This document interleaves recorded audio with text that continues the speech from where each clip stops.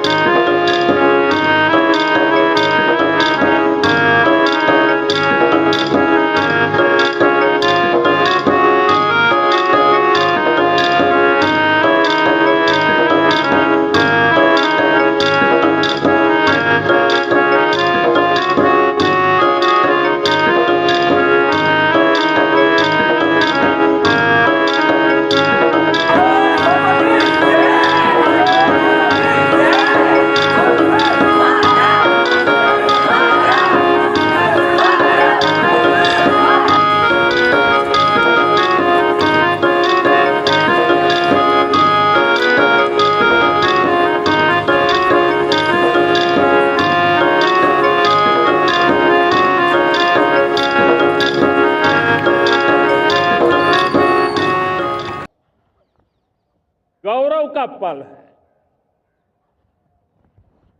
और हृदय उमंग से भरा हुआ है। देश एकता की भावना को निरंतर मजबूती दे रहा है। 140 करोड़ देशवासी आज तिरंगे के रंग में रंगे हैं। हर घर तिरंगा, भारत के हर कोने से, चाहे रेगिस्तान हो या हिमालय की चोटियां, समंदर के तट हो या घनी आबादी वाले क्षेत्र, हर तरफ से एक ही गुंज है, एक ही जयकारा है। हमारी प्राण से भी प्यारी मातृभूमि का जयगान है।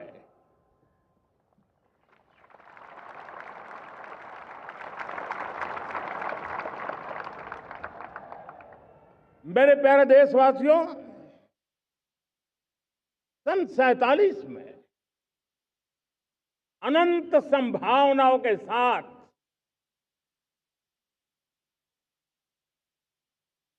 कोटि कोटि भुजाओं के सामर्थ्य के साथ हमारा देश आजाद हुआ। देश की आकांक्षाएं उड़ाने भर रही थी, लेकिन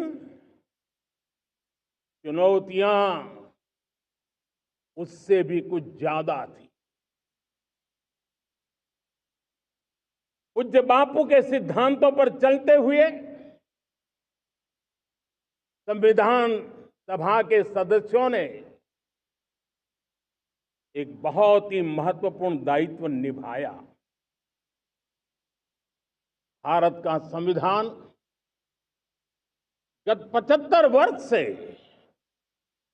एक प्रकाश स्तंभ बन करके हमें मार्ग दिखाता रहा है। भारत के संविधान निर्माता अनेक विद महापुरुष डॉक्टर राजेंद्र प्रसाद, बाबा साहब आम्बेडकर, पंडित नेहरू, सरदार वल्लभ भाई पटेल, डॉक्टर सर्वपल्ली राधाकृष्णन जी, इतना ही नहीं, हमारी नारी शक्ति का भी योगदान कम नहीं था। हंसा मेहता जी, दाक्षायणी, वेलायुधन जैसी विदुषियों ने भी भारत के संविधान को सशक्त करने में अपनी भूमिका निभाई थी। मैं आज लाल किले की प्राचीर से देश का मार्गदर्शन करने वाले, देश को दिशा देने वाला संविधान के निर्माताओं को आदरपूर्वक नमन करता हूं।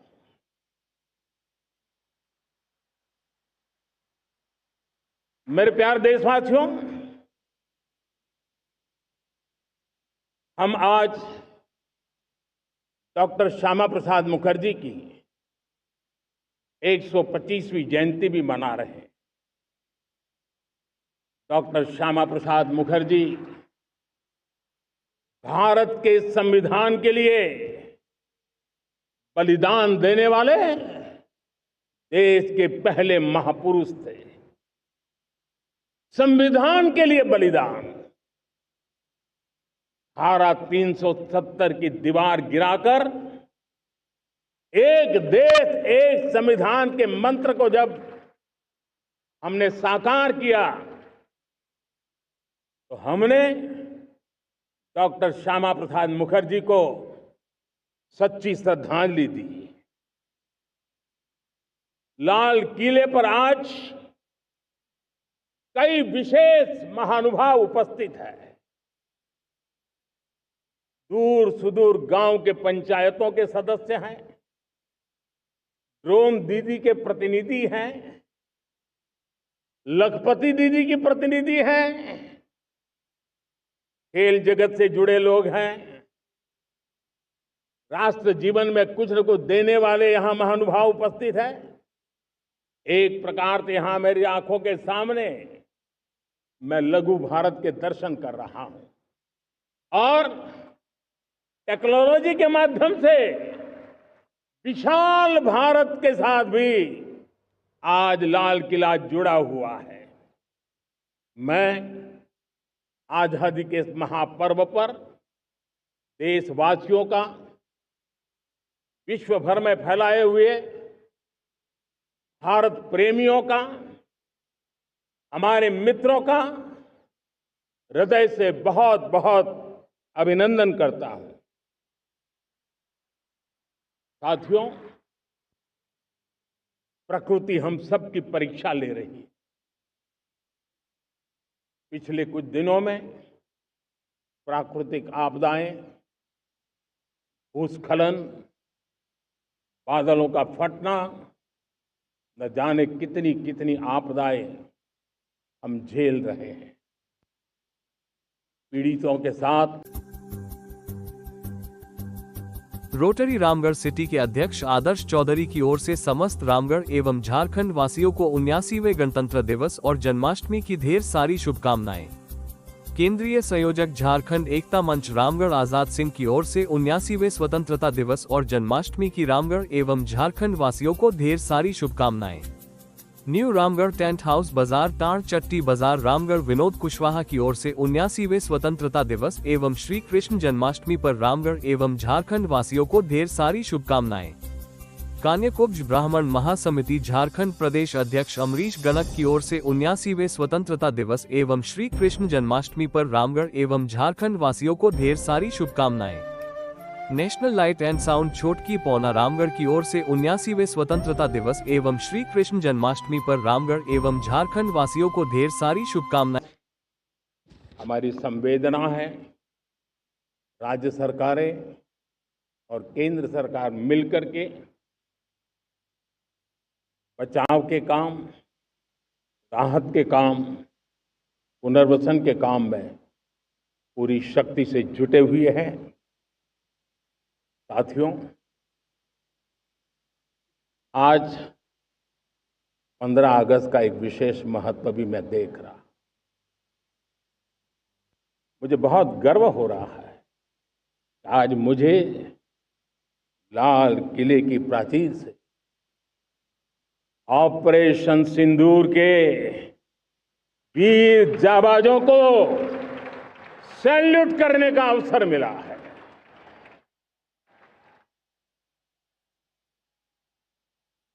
हमारे वीर जाबाज सैनिकों ने दुश्मनों को उनकी कल्पना से परे सजा दी है।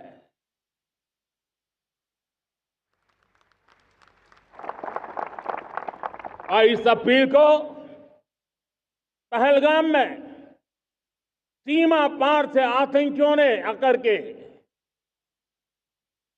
जिस प्रकार का कत्ले आम किया, धर्म पूछ करके लोगों को मारा गया, पत्नी के सामने पति को गोलियां दी, बच्चों के सामने अपने पिता को मौत के घाट उतार दिया गया। पूरा हिंदुस्तान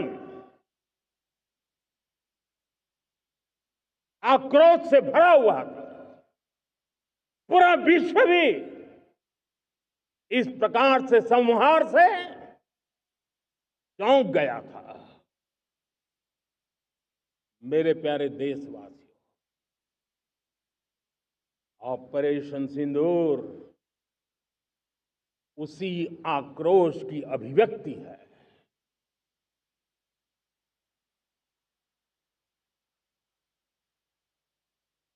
बाईस तारीख के बाद हमने हमारे सेना को खुली छूट दे दी। रणनीति वो तय करे, लक्ष्य वो तय करे,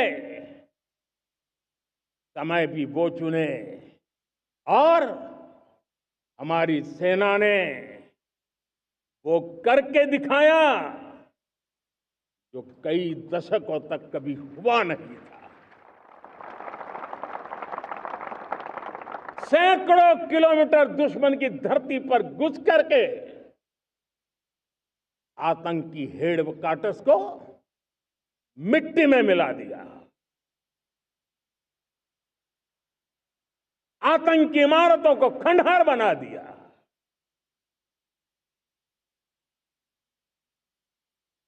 पाकिस्तान की नींद अभी भी उड़ी हुई है।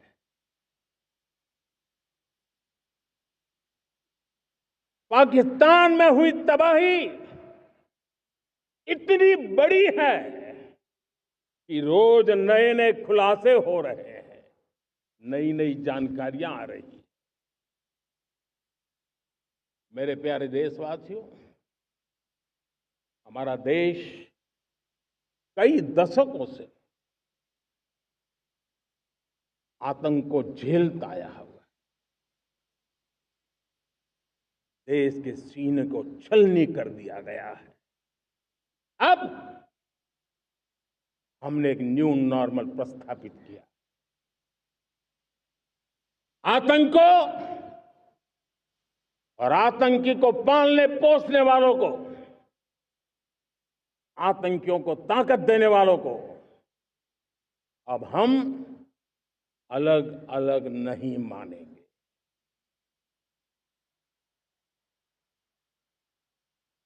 वो मानवता के समान दुश्मन है, उनके बीच कोई फर्क नहीं है। अब भारत ने तय कर लिया है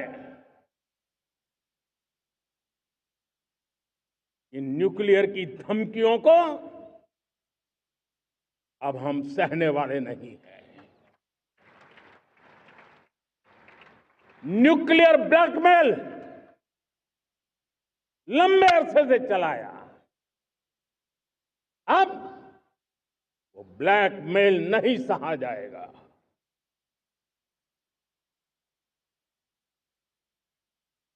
आगे भी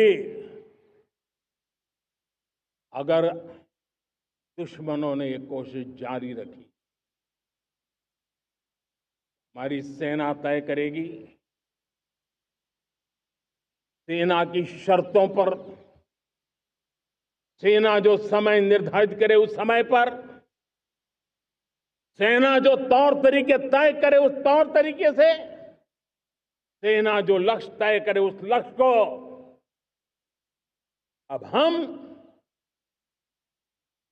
अमल में ला करके रहने वाले हैं। हम मुंह तोड़ जवाब देंगे।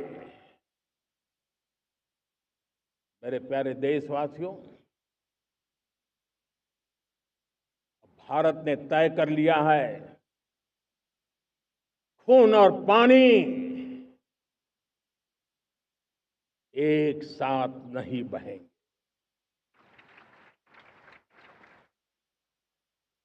अब देशवासियों को भली भांति पता चला है कि सिंधु का समझौता कितना अन्यायपूर्ण है, कितना एक तरफा है। भारत से निकलती नदियों का पानी दुश्मनों के खेत को सींच रहा है और मेरे देश के किसान, मेरे देश की धरती पानी के बिना प्यासी है।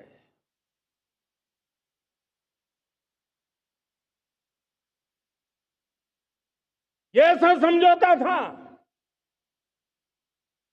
जिसने पिछले 7 दशक से मेरे देश के किसानों का अकल्पनीय नुकसान किया है।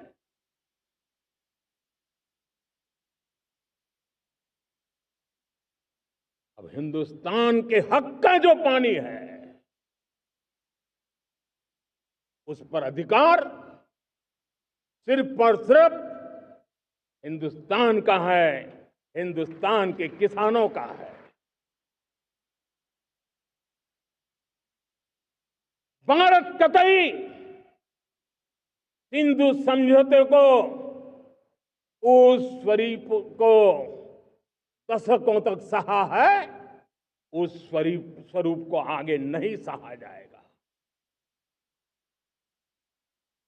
किसान हित में, राष्ट्र हित में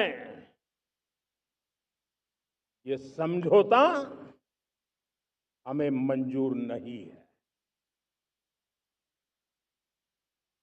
मेरे प्यारे देशवासियों, आजादी के लिए असंख्य लोगों ने बलिदान दी,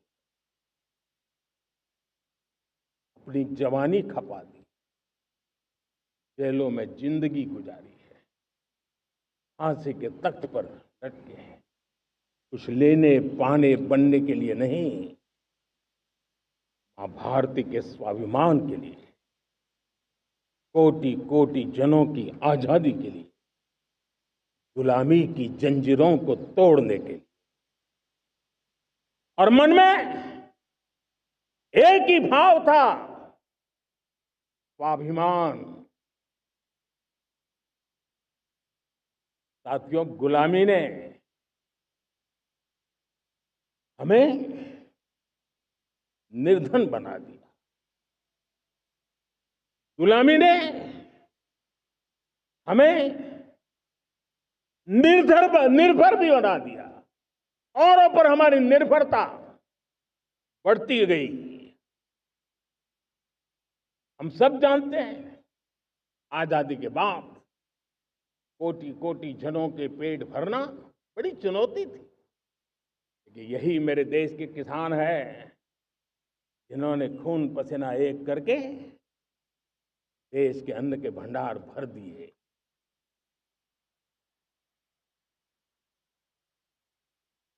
अनाज के संबंध में देश को आत्मनिर्भर बना दिया। एक राष्ट्र के लिए आत्मसम्मान की सबसे बड़ी कसौटी आज भी उसकी आत्मनिर्भरता है। और मेरे प्यारे देशवासियों, विकसित भारत का आधार भी है आत्मनिर्भर भारत।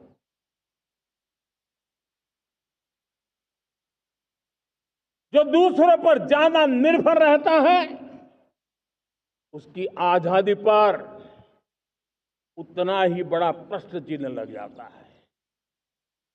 और दुर्भाग्य तो तब बन जाता है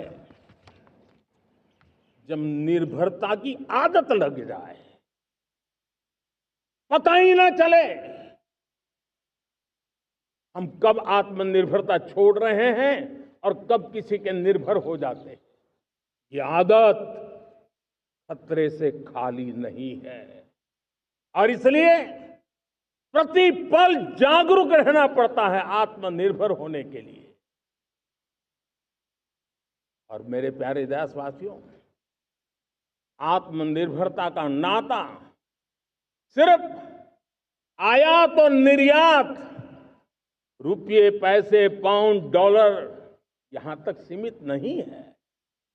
इतना सीमित अर्थ उसका नहीं है। आत्मनिर्भरता का नाता हमारे सामर्थ्य से जुड़ा हुआ है। और जब आत्मनिर्भरता खत्म होने लगती है तो सामर्थ्य भी निरंतर क्षीण होता जाता है। और इसलिए हमारे सामर्थ्य को बचाए रखने, बनाए रखने और बढ़ाए रखने के लिए आत्मनिर्भर होना बहुत अनिवार्य है। साथियों, हमने ऑपरेशन सिंदूर में देखा है मेड इन इंडिया की कमाल क्या थी। दुश्मन को पता तक न चला कि कौन से शस्त्रास्त्र है, ये कौन सा सामर्थ्य है जो पलक भर में उनको नष्ट कर रहा है। सोचिए, अगर हम आत्मनिर्भर होते न होते तो क्या ऑपरेशन सिंदूर इतनी त्वरित गति से हम कर पाते? पता नहीं कौन सप्लाई देगा, नहीं देगा, साजो सामान मिलेगा, नहीं मिलेगा, इसी की चिंता बनी रहती। लेकिन हमें मेड इन इंडिया की शक्ति हमारे हाथ में थी, सेना के हाथ में थी। इसलिए बिना चिंता, बिना रुकावट, बिना हिचकिचाहट हमारी सेना अपना पराक्रम करती रही। और ये पिछले 10 साल से लगातार डिफेंस के क्षेत्र में आत्मनिर्भरता पर हम एक मिशन लेकर के चले हैं, उसके नतीजे आज नजर आ रहे हैं। साथियों, मैं एक और विषय पर आपका ध्यान आकर्षित करना चाहता हूं। ये बात से कोई इनकार नहीं कर सकता कि 21वीं सदी टेक्नोलॉजी ड्रिवन सेंचुरी है। और जब टेक्नोलॉजी ड्रिवन है और इतिहास की तरफ नजर करें तो पता है, इतिहास गवाह है, जिन जिन देशों ने टेक्नोलॉजी में महारत हासिल की, वो देश विकास की ऊंचाइयों को पार कर गए, शिखर पर पहुंच गए। आर्थिक शक्ति नए पैमाने पर पहुंचती गई। हम जब टेक्नोलॉजी के अलग अलग आयामों की बात करते हैं तो मैं आपका ध्यान आकर्षित करता हूं सेमीकंडक्टर्स पे। उदाहरण के तौर पे बताता हूं, मैं यहां लाल किले से किसी सरकार की आलोचना करने के लिए खड़ा नहीं हुआ और नहीं मैं करना चाहता, लेकिन देश की युवा पीढ़ी को जानकारी होना भी उतना जरूरी है। हमारे देश में 50-60 साल पहले सेमीकंडक्टर को लेकर के फाइलें शुरू हुई। 50-60 साल पहले फैक्ट्री का विचार चालू हुआ। आप मेरे नौजवानों जानकर के हैरान हो जाएंगे, आज सेमीकंडक्टर जो पूरी दुनिया की एक ताकत बन गया है, 50-60 साल पहले वो विचार, वो फाइलें अटक गई, लटक गई, अटक गई। सेमीकंडक्टर के विचार की ही भ्रूण हत्या हो गई। 50-60 साल गवा दिए। हमारे बाद कई देश सेमीकंडक्टर में आज महारत हासिल करके दुनिया में अपनी ताकत को प्रस्थापित कर रहे हैं। साथियों, आज हमने उस बोझ से मुक्त होकर के मिशन मोड में सेमीकंडक्टर के काम को आगे बढ़ा है। 6 अलग अलग सेमीकंडक्टर के यूनिट्स जमीन पर उतर रहे हैं। 4 नए यूनिट्स को हमने ऑलरेडी हरी झंडी दिखा दी है, ग्रीन सिग्नल दे दिया है। और देशवासियों और मेरे खास करके नौजवानों और विश्व भर में भारत की टेक्नोलॉजी की ताकत को समझने वाले लोगों को भी कहना चाहूंगा, इसी वर्ष के अंत तक मेड इन इंडिया, भारत की बनी हुई, भारत में बनी हुई, भारत के लोगों द्वारा बनी हुई मेड इन इंडिया चिप्स बाजार में आ जाएगी।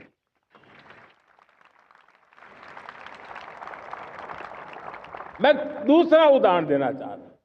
अब ऊर्जा के क्षेत्र में हम सब जानते हैं कि हम एनर्जी के लिए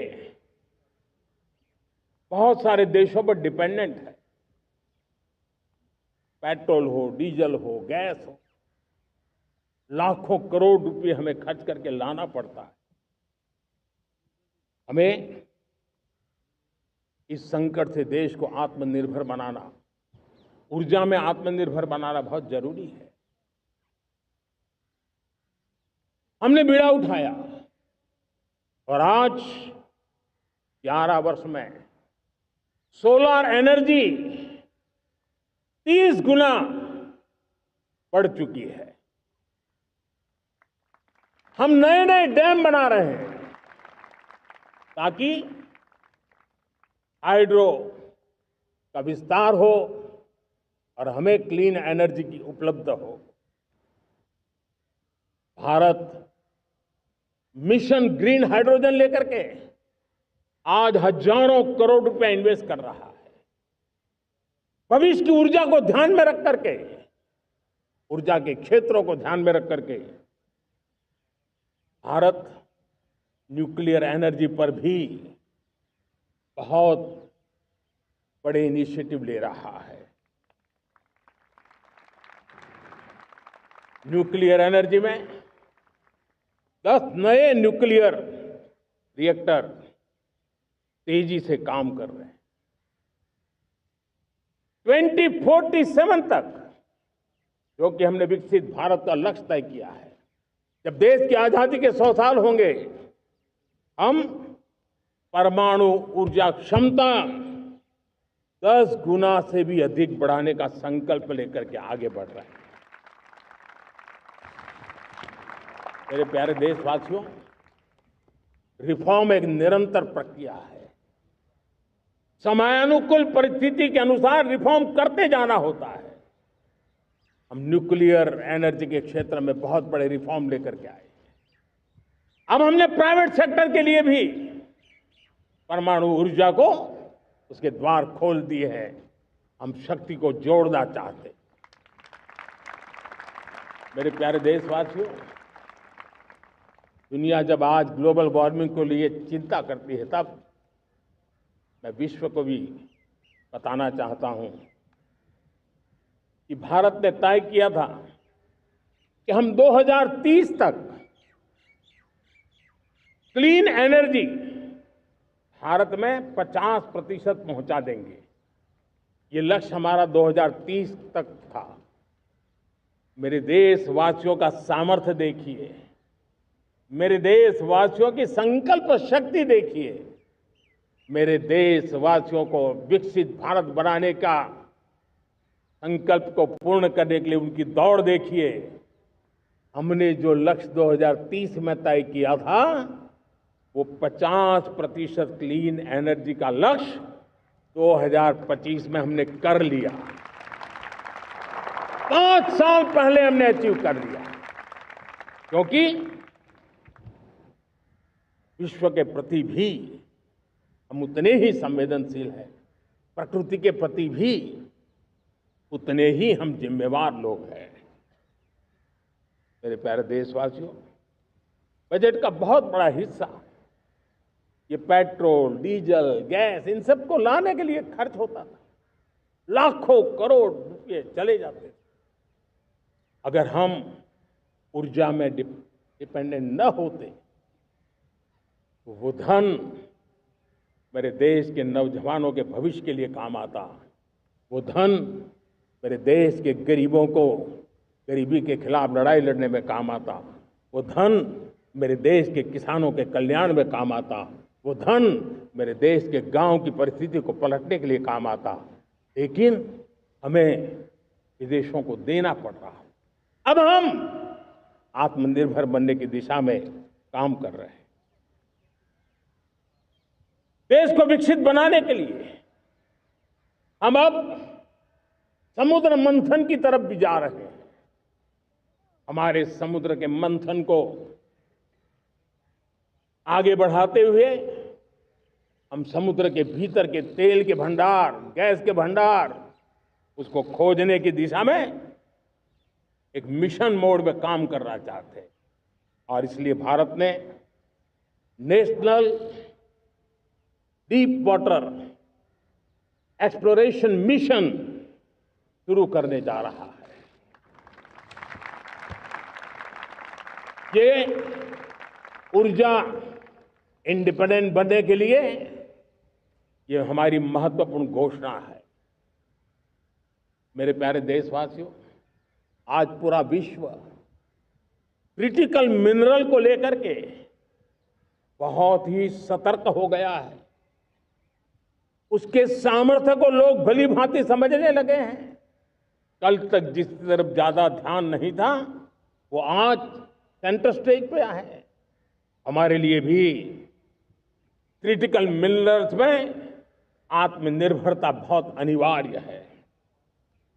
एनर्जी का सेक्टर हो, इंडस्ट्री का सेक्टर हो, रक्षा क्षेत्र हो, टेक्नोलॉजी के हर क्षेत्र हो, आज क्रिटिकल मिनरल्स की टेक्नोलॉजी के अंदर बहुत अहम भूमिका है। और इसलिए नेशनल क्रिटिकल मिशन हमने लॉन्च किया है। 1200 से अधिक स्थानों पर खोज का अभियान चल रहा है और हम क्रिटिकल मिनरल में भी आत्मनिर्भर बनने की दिशा में आगे बढ़ रहे हैं। मेरे प्यारे देशवासियों, स्पेस सेक्टर का कमाल तो हर देशवासी देख रहा, गर्व से भर जा रहा। और हमारे group captain Shubhanshu Shukla space station से लौट चुके हैं और आने वाले कुछ दिनों में वो भारत भी आ रहे हैं। हम स्पेस में भी अपने दम पर आत्मनिर्भर भारत गगनयान की तैयारी कर रहे हैं। हम अपने बलबूते पर हमारा अपना स्पेस स्टेशन बनाने की दिशा में हम काम कर रहे हैं। और पिछले दिनों स्पेस में जो रिफॉर्म किए गए, मुझे बहुत गर्व हो रहा है। मेरे देश के 300 से ज्यादा स्टार्टअप्स आप सिर्फ और सिर्फ स्पेस सेक्टर में काम कर रहे हैं और उन 300 स्टार्टअप में हजारों नौजवान पूरे सामर्थ्य के साथ जुटे हैं। ये हैं मेरे देश के नौजवानों की ताकत और ये है हमारे देश के नौजवानों के प्रति विश्वास। मेरे प्यारे देशवासियों, 140 करोड़ भारतवासी 2047 में जब आजादी के 100 साल होंगे, विकसित भारत के संकल्प को परिपूर्ण करने के लिए पूरी ताकत से जुटे हैं। इस संकल्प की पूर्ति के लिए भारत आज हर सेक्टर में आधुनिक इकोसिस्टम तैयार कर रहा है और आधुनिक इकोसिस्टम हर क्षेत्र में हमारे देश को आत्मनिर्भर बनाएगा। आज मेरा लाल किले की प्राचीर से मेरे देश के युवा वैज्ञानिकों को, मेरे टैलेंटेड यूथ को, मेरे इंजीनियर्स को और प्रोफेशनल्स को और सरकार के हर विभागों को भी मेरा आह्वान है, क्या हमारा अपना made in India fighter jets के लिए जेट इंजन हमारा होना चाहिए कि नहीं होना चाहिए?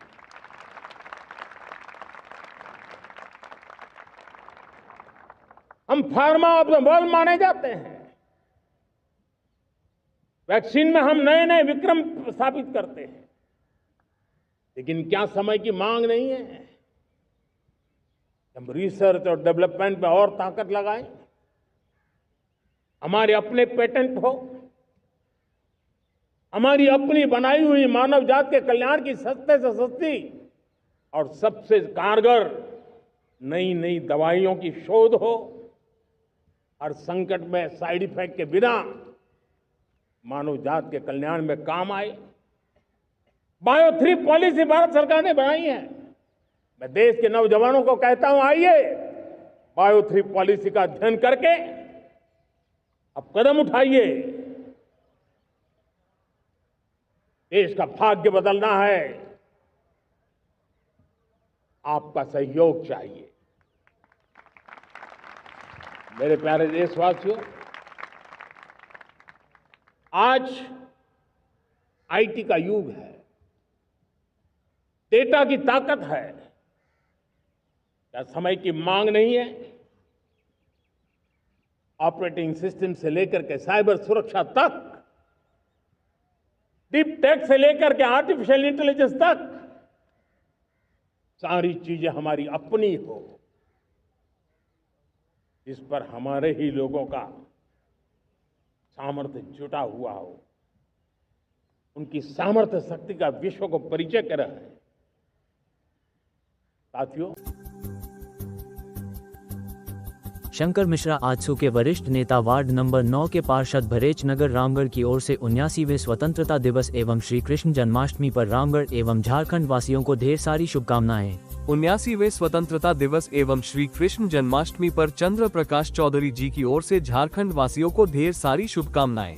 मां तारा सेवा समिति बाजार टाण चट्टी बाजार रामगढ़ विक्की चंद्रवंशी की ओर से 79वें स्वतंत्रता दिवस एवं श्री कृष्ण जन्माष्टमी पर रामगढ़ एवं झारखंड वासियों को ढेर सारी शुभकामनाएं। झारखंड हॉस्पिटल ब्लॉक चौक रामगढ़ डॉक्टर सुनील सक्सेना की ओर से रामगढ़ एवं झारखंड वासियों को 79वें स्वतंत्रता दिवस एवं श्री कृष्ण जन्माष्टमी की हार्दिक शुभकामनाएं। अंजनी ऑटोमोबाइल नई सराय रामगढ़ श्री गोविंद मेवाड़ की ओर से सभी रामगढ़ एवं झारखंड वासियों को 79वें स्वतंत्रता दिवस एवं श्री कृष्ण जन्माष्टमी की हार्दिक शुभकामनाएं। होटल ट्वीट गांधी चौक रामगढ़ श्री संतोष तिवारी की ओर से सभी रामगढ़ एवं झारखंड वासियों को 79वें स्वतंत्रता दिवस एवं श्री कृष्ण जन्माष्टमी की हार्दिक शुभकामनाएं। आज दुनिया में सोशल मीडिया का हो, बाकी प्लेटफॉर्म को हो, दुनिया के प्लेटफॉर्म पर हम काम कर रहे हैं। दुनिया ने हमने दिखा दिया है, यूपीआई का हमारा प्लेटफॉर्म आज दुनिया को अजोबा कर रहा है। हमारे में सामर्थ्य है। रियल टाइम ट्रांजैक्शन में 50% अकेला भारत यूपीआई के माध्यम से करता है। इसका मतलब की ताकत है। क्रिएटिव वर्ल्ड हो, सोशल मीडिया हो, ये जितने भी प्लेटफॉर्म्स हैं, मेरे देश के नौजवानों में चुनौती करता हूं आपको, आइए हमारे अपने प्लेटफॉर्म क्यों ना हो, हम क्यों दूसरों पर निर्भर रहे, क्यों भारत का धन बाहर जाए। और मुझे आपके सामर्थ्य पर भरोसा है।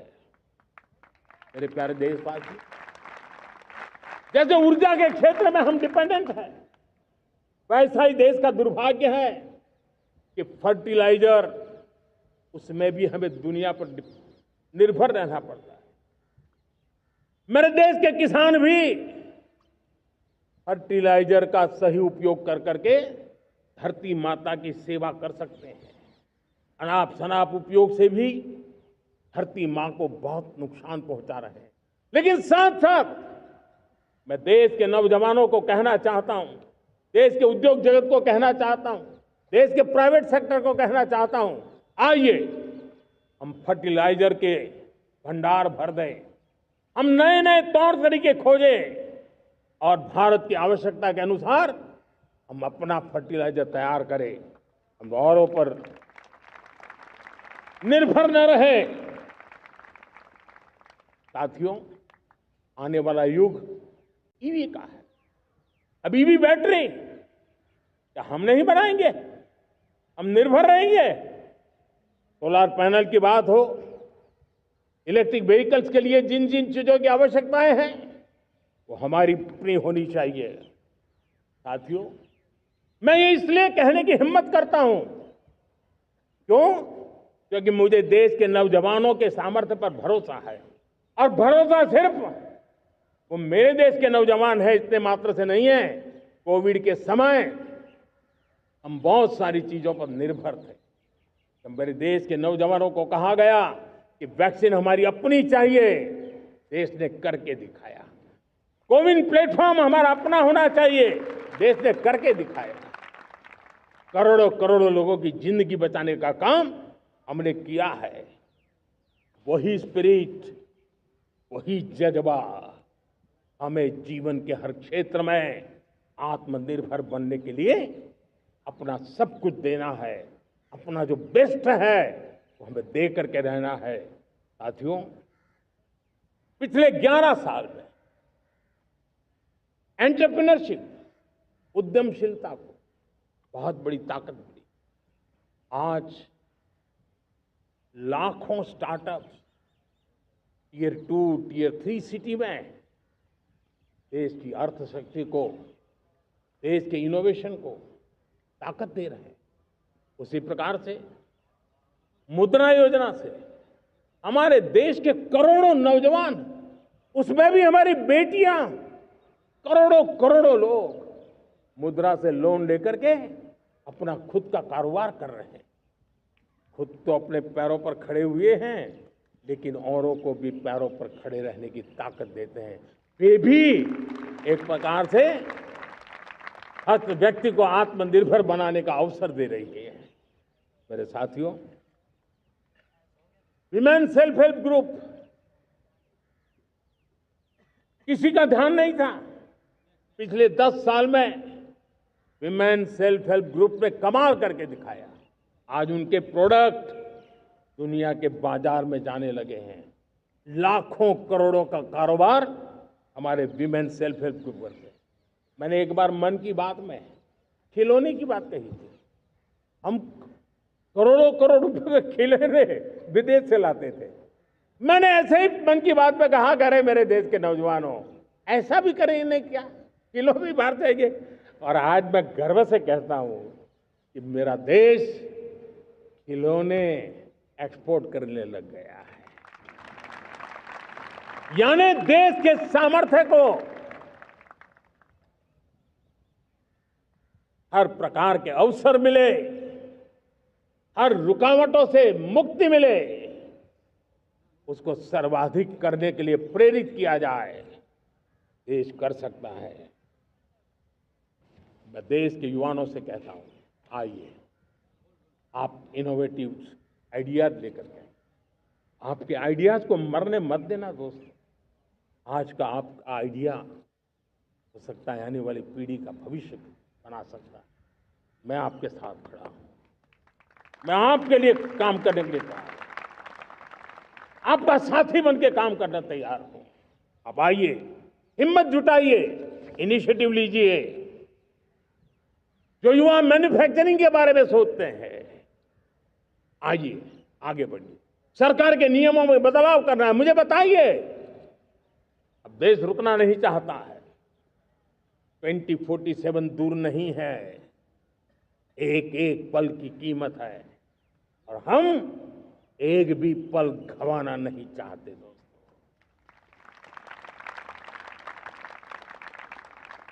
साथियों,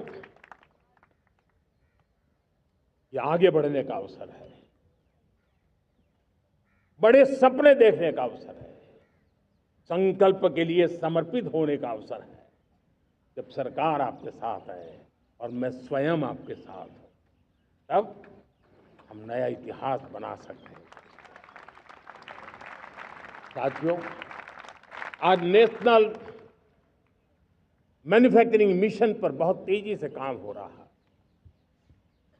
हमारे एमएसएमईज, उसका लोहा दुनिया मानती है। ये दुनिया में बड़ी बड़ी चीजें बनती है ना, कुछ न कुछ तो औजार हमारे देश के एमएसएमईज के द्वारा जाते हैं, बड़े गर्व के साथ जाते हैं। लेकिन हम कॉम्प्रिहेंसिव इंटीग्रेटेड विकास की राह पर जाना चाहते हैं और इसलिए उनकी शक्ति बढ़े। और उसमें भी मैंने पहले एक बार लाल किले से कहा था, जीरो डिफेक्ट जीरो इफेक्ट। आज कहना चाहता हूं कि हमें विश्व बाजार में अपने सामर्थ्य का लोहा मनवाना है, तो हमें क्वालिटी में निरंतर नई ऊंचाइयों को पार करना।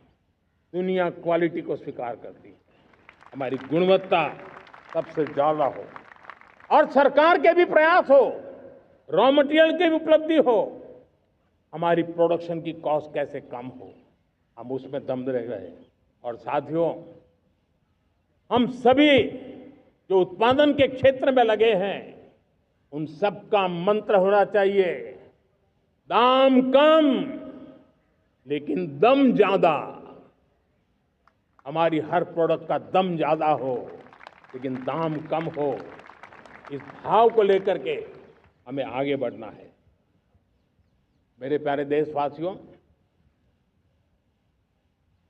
आजादी के लिए अनगिनत लोगों ने बलिदान दिए हैं। मैंने पहले भी कहा, जवानी खपा दी, फांसी पे लटक गए। क्यों? स्वतंत्र भारत के लिए। 75-100 साल पहले का वो कालखंड याद कीजिए। पूरा देश स्वतंत्र भारत के मंत्र को लेकर के जीता था।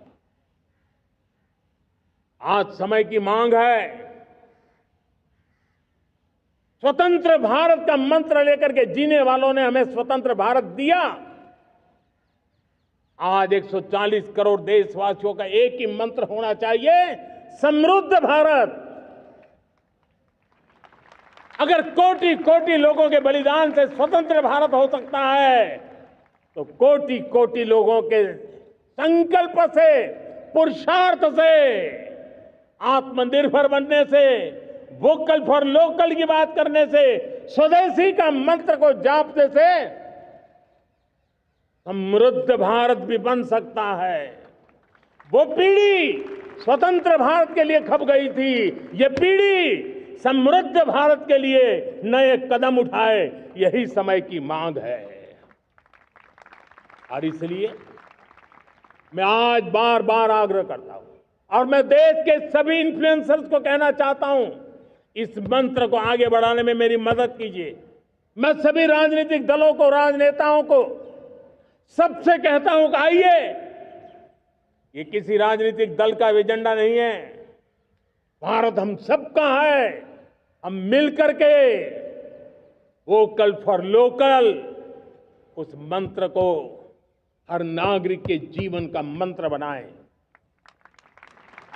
भारत में बनी हुई, भारत के नागरिकों के पसीने से बनी हुई वो चीजें जिसमें भारत की मिट्टी की महक हो और जो भारत के आत्मनिर्भर के संकल्प को ताकत देता हो, हम उसी को खरीदेंगे, हम उसी का उपयोग करेंगे, हम उस दिशा में आगे आए। यह हमारा सामूहिक संकल्प हो। देखते ही देखते हम दुनिया बदल देंगे दोस्तों। मैं आज हर छोटे मोटे व्यापारी को, दुकानदार से आग्रह करना चाहता हूं, आपकी भी जिम्मेवारी है। हम छोटे थे, हमने कभी बाजार में देखा नहीं था कि शुद्ध घी की दुकान, ऐसे ही लिखा जाता था घी की दुकान। लेकिन समय रहते लोग लिखने लगे शुद्ध घी की दुकान। मैं चाहता हूं देश में ऐसे व्यापारी आगे आए, ऐसे दुकानदार आए कि हाँ स्वदेशी माल बिकता है, वो बोर्ड लगा रहे। हम स्वदेशी का गर्व करने लगे। हम स्वदेशी मजबूरी में नहीं, मजबूती के साथ उपयोग करेंगे, मजबूती के लिए उपयोग करेंगे और जरूरत पड़ी तो औरों को मजबूर करने के लिए उपयोग करेंगे। ये हमारी ताकत होनी चाहिए, ये हमारा मंत्र होना चाहिए। मेरे प्यारे देशवासियों,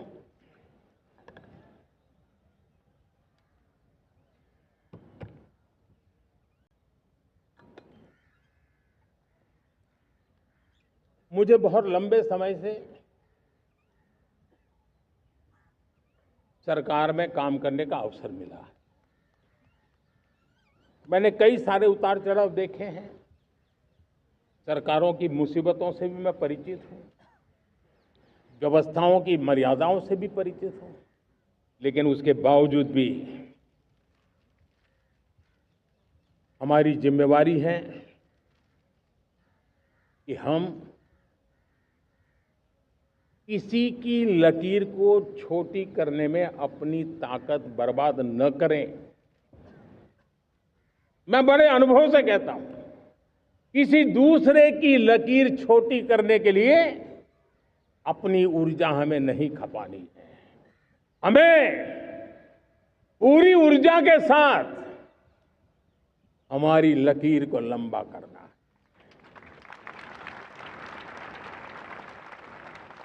हम अगर अपनी लकीर लंबी करते हैं तो दुनिया भी हमारा लोहा मानेगी। आज जब वैश्विक परिस्थितियों में आर्थिक स्वार्थ दिनों दिन बढ़ रहा है, तब समय की मांग है कि हम उन संकटों के रोते बैठने की जरूरत नहीं है। हिम्मत के साथ हम अपनी लकीर को लंबी करें। और मैं 25 साल के शासन के अनुभव से कह सकता हूं, अगर ये रास्ता हमने चुन लिया, हर किसी ने चुन लिया, तो फिर कोई स्वार्थ हमें अपनी चंगुल में नहीं फंसा सकता है। मेरे प्यारे देशवासियों, बीता दशक रिफॉर्म, परफॉर्म, ट्रांसफॉर्म कर रहा है। लेकिन अब हमें और नई ताकत से जुड़ना है। पिछले दिनों हमने कई रिफॉर्म्स किए। एफडीआई हो, इंश्योरेंस कंपनी की बात हो, विश्व की यूनिवर्सिटीज को भारत के अंदर स्थान देने की बात हो, कई रिफॉर्म्स किए हैं। 40,000 से ज्यादा अनावश्यक कंप्लायंसेस को हमने खत्म किया है। इतना ही नहीं, 1500 से अधिक पुराने कानून जो बाबा आदम के जमाने के थे, उन सबको हमने खत्म कर दिया है। हमने दर्जनों कानूनों को सरल करने के लिए संसद में जाकर के जनता के हितों को सर्वोपरि रख करके बदलाव किए हैं। इस बार भी हो हल्ला के बीच लोगों तक बात पहुंची नहीं होगी, लेकिन एक बहुत बड़ा रिफॉर्म इनकम टैक्स एक्ट में हुआ है। करीब 280 से ज्यादा धाराएं हमने समाप्त करने का निर्णय किया है। और साथियों, सिर्फ आर्थिक मोर्चे पर ही रिफॉर्म नहीं, हमने नागरिक के जीवन को भी आसान बनाने के लिए रिफॉर्म किए। इनकम टैक्स रिफंड की बात हो, रिफॉर्म का परिणाम है। फेसलेस असेसमेंट की बात हो, रिफॉर्म का परिणाम है। 12 लाख तक आज इनकम टैक्स से मुक्ति दे देना, देश का जो भविष्य बनाने में उत्सुक है ऐसा मेरा मध्यम वर्ग का परिवार आज कुला नहीं समा रहा है। कभी किसी ने सोचा नहीं था कि 12 लाख रुपए तक का इनकम टैक्स पर जीरो कर दिया जाएगा। आज कर लिया है। जब देश का सामर्थ्य बढ़ता है तो देशवासियों को लाभ मिलता है। अंग्रेजों के जमाने से दंड संहिता में हम दबे पड़े थे। दंड का भय दिखा करके जीवन चल रहा था। 75 साल आजादी के ऐसे ही गए। हमने दंड संहिता को खत्म कर दिया, न्याय संहिता को ले आए हैं। न्याय संहिता में भारत के नागरिक के प्रति विश्वास का भाव है। भारत के नागरिक के अंदर अपनेपन का भाव है, संवेदनशीलताओं से भरा हुआ है। हमने रिफॉर्म की यात्रा को तेज करने के लिए बीड़ा उठाया। हम बहुत तेजी से आगे बढ़ना चाहते हैं। मैं चाहता हूं देशवासियों, देश के लिए कर रहा हूं, मैं मेरे लिए नहीं कर रहा हूं, किसी का बुरा करने के लिए नहीं कर रहा हूं। मेरे राजनीतिक दल, मेरे प्रतिस्पर्धी साथी भी देश की इस उज्जवल भविष्य के लिए आगे आए, हमारा साथ दें। स्ट्रक्चरल रिफॉर्म्स की बात हो, रेगुलेटरी रिफॉर्म्स की बात हो, पॉलिसी रिफॉर्म की चर्चा हो, प्रोसेस रिफॉर्म की चर्चा हो, प्रोसीड्यूरल रिफॉर्म्स करने की जरूरत हो, हर प्रकार के रिफॉर्म्स ये आज हमने मकसद बना करके चले हैं। और मेरे प्यारे देशवासियों, नेक्स्ट जनरेशन रिफॉर्म्स के लिए हमें एक टास्क फोर्स गठित करने का निर्णय किया है। ये टास्क फोर्स समय सीमा में इस काम को पूरा करे। वर्तमान नियम, कानून, नीतियां, रीतियां 21वीं सदी के अनुकूल, वैश्विक वातावरण में अनुकूल और भारत को 2047 में विकसित राष्ट्र बनाने के संदर्भ में नए सिरे से तैयार हो और उसका समय सीमा में अपना कार्य पूरा करने के लिए इस टास्क फोर्स की रचना की है। साथियों, ये रिफॉर्म के कारण जो नए लोग अपना भविष्य बनाने चाहते हैं उनको तो हिम्मत मिलेगी। हमारे स्टार्टअप्स हो, हमारे लघु उद्योग हो, हमारे गृह उद्योग हो, उन लोग उद्यमियों को उनकी कंप्लायंस कॉस्ट बहुत कम हो जाएगी और उसके कारण उनको एक नई ताकत मिलेगी। जो एक्सपोर्ट की दुनिया में उनको लॉजिस्टिक सपोर्ट के कारण, व्यवस्थाओं में बदलाव के कारण उनको एक बहुत बड़ी ताकत मिलेगी। साथियों, ऐसे ऐसे कानून है हमारे देश में, छोटी छोटी चीजों के लिए जेल में डालने के कानून है। आप हैरान हो जाएंगे, किसी ने नजर नहीं डाली। मैं पीछे लगा हूं, ये मेरे देश के नागरिकों को जेल में बंद करने वाले जो अनावश्यक कानून है वो खत्म होने चाहिए। हम संसद में पहले भी बिल लाए थे, इस बार भी लेके आए हैं। साथियों, इस दिवाली में आपकी डबल दिवाली का काम मैं करने वाला हूं। इस दिवाली में आपको एक बहुत बड़ा तोहफा देशवासियों को मिलने वाला है। पिछले 8 साल से हमने जीएसटी का बहुत बड़ा रिफॉर्म किया। पूरे देश में टैक्स के बर्डन को कम किया, टैक्स की व्यवस्थाओं को सरल किया और 8 साल के बाद समय की मांग है कि हम एक बार उसको रिव्यू करें। हमने एक हाई पावर कमेटी को बिठा करके रिव्यू शुरू किया, राज्यों से भी विचार विमर्श किया और मेरे प्यारे देशवासियों, हम नेक्स्ट जनरेशन जीएसटी रिफॉर्म्स लेकर के आ रहे हैं। ये दिवाली के अंदर आपके लिए तोहफा बन जाएंगे। सामान्य मानवीय की जरूरतों के टैक्स भारी मात्रा में कम कर दिए जाएंगे। बहुत बड़ी सुविधा बढ़ेगी। हमारे एमएसएमई, हमारे लघु उद्यमी, इनको बहुत बड़ा लाभ मिलेगा। रोजमर्रा की चीजें बहुत सस्ती हो जाएगी और उससे इकोनॉमी को भी एक नया बल मिलने वाला है। मेरे प्यारे देशवासियों, आज देश तीसरी बड़ी इकोनॉमी बनने के लिए समय तेज गति से आगे बढ़ रहा है। हम दरवाजे खटखटा रहे हैं और बहुत तेजी से हम उसको अचीव भी कर लेंगे। और कोई तो दिन होगा, मैं आपके बीच आकर के लाल किले की प्राचीर से ये खबर भी सुनाऊंगा।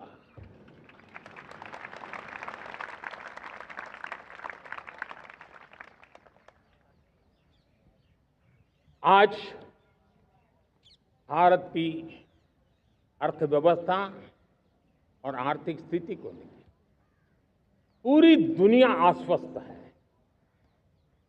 इतनी अस्थिरता के बीच आशा की किरण बना हुआ है भारत का फाइनेंशियल डिसिप्लिन, भारत की फाइनेंस की ऊर्जा। संकट के घेरे में जब अर्थव्यवस्था पड़ी हुई है, तब भारत ही उसे बाहर निकलेगा, ये भरोसा दुनिया में पनपा है। आज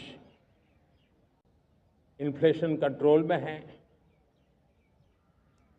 फॉरेन एक्सचेंज रिजर्व हमारे बहुत मजबूत है,